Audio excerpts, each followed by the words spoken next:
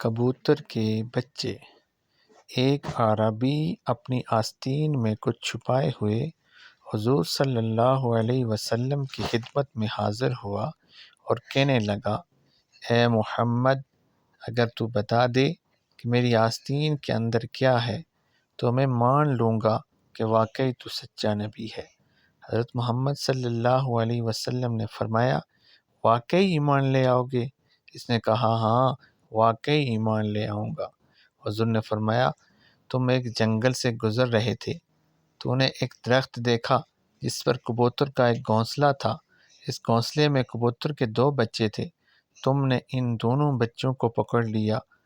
ان بچوں کی ماں نے جب دیکھا تو وہ ماں اپنے بچوں پر گری تو تم نے اسے بھی پکڑ دیا۔ بچے اور کی ماں اس وقت تمہارے پاس ہیں اور اس تمہاری آستین کے اندر ہیں۔